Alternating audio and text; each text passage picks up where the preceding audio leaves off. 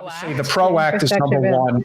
You know, the PRO Act is, and if you want to just touch on that before we go, I do think the PRO Act is probably the most important piece of legislation because it's very much a pro-worker bill. It doesn't have a lot of the add-ins that some of these other bills have, which especially like the voting rights bill, I think has a lot of problems. Just me personally, I've already reviewed a number of things in it that I take issue with. But the PRO Act it has one of the most significant pieces of legislation we can have right now for the state of Florida, which is basically superseding right to work. To me, that is one of the biggest hurdles that we have economically in this state. And I would assume if you were in Congress right now, you would be a yes vote on the PRO Act. Definitely. One of the things that we wanted to actually even include is because the PRO Act, I love the PRO Act, but the biggest issue I see with it is enforcement. Who is going to enforce the PRO Act? Well, people know that they actually have the right now to join unions or be in a union. That's what I foresee as an issue. So what I was calling for is for an office to be open within the Department of Labor, and it would be the Office of Labor Relations. So if you're having any kind of issues, exercising your right to be in a union or any issue with your job, you can actually just refer it and file a complaint with that office. And that's implementation. Now, that's how we actually get real results that we can feel every day that you're working. You know who to call. So there's things like that that we need to tweak. Without us having someone in Congress to tweak it, we're left in the dust.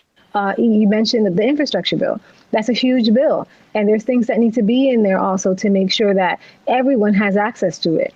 And there's also building the district and getting them ready to acquire those contracts. We saw that there was a huge amount of wealth that was just produced from the Rescue Act. And who did that funding go into?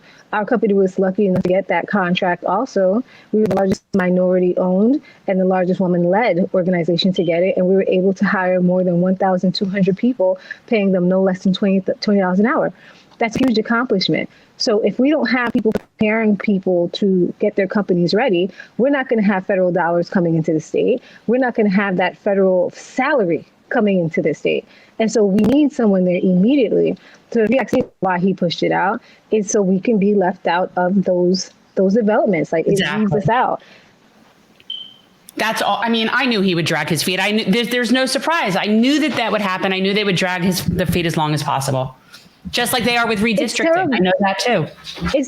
It's terrible because I feel like there's no accountability for leadership. You know, when you're a leader and you have to lead people, you lead the people who voted for you and the people who don't vote for you.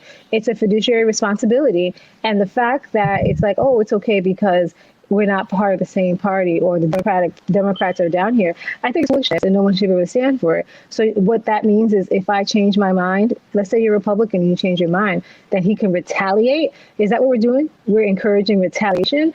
Absolutely not. This is like all ridiculous to me. And I think our standards have slipped too far. And I think we need a strong person in Congress to call it out for what it is. I'm so tired of letter writing, writing all these letters and signing them. No. You bring up a great point. And I think that is one of the problems that I think a lot of people have with like members of the squad and all the progressive younger members that are coming into Congress now, because unfortunately the leadership within the Democratic Party, whether you're talking about Nancy Pelosi, Maxine Waters, Dick Durbin, Steny Hoyer, you know, you're talking about people with all due respect, I'm not an ageist here, but these are all people in their 80s and they have been in politics for over 30, in some cases 40 years. So to me, I think that again, why we call it generational change is at some point you have to say, we need new ideas, we need new leadership, and we also don't need leadership that is literally attached at the hip to corporate special interests, because let's be honest, that is the biggest impediment to progress we have in this country. Corporate special interest completely dominates the political arena today, and it completely dominates on both sides. The only difference is that the Republicans are completely transparent about being bought, and the Democrats pretend like they're not. So to me, that is really where the change does ultimately end up happening. Now, even though Alcee was good on a number of issues, he was still corporate bought. There's no getting around that. And I think having the opportunity to have a representative in the district who is not taking money from payday lenders, who is not taking money from Big Sugar, who is not taking money from NextEra Energy, who is going to only be grassroots funded. That is what is going to create the real change in the district. If you elect a representative who is simply going to take the same corporate money that the late Representative Hastings was taking, then you're not changing anything. No, it's the same thing. So if you are going to elect a representative and you want to see that change here in South Florida, Sheila for Congress. Sheila is definitely a great option. And I think you guys would definitely be best to check out SheilaForCongress.com. Sheila, before we go, any final thoughts? The floor is yours. Well, I just want to encourage everyone to take a good look about who is driving change in Congress. Let's remember when coronavirus first hit us, it was progressives who were fighting for a people bailout and not a corporate bailout. The only reason we started getting those stimulus checks, the only reason they started even lifting up the unemployment and putting more money out is because we fought for that. We lobbied, we advocated, we fought for a people's bailout. If we keep electing or have by chance elect someone who is just there to say yes and co-sign, you will not see these initiatives. You will not see any kind of UBI. You will not see any kind of Medicare for all. I mean, at the end of the day, the objective for many people is to keep it status quo, and status quo is not prioritizing people.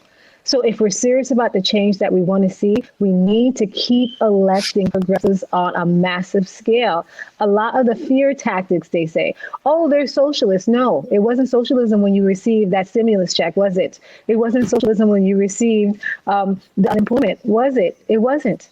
And so we have to realize that these are lies to scare us from getting our rightful due, our things that we need. And what we need is healthcare and economic justice. Thanks for watching.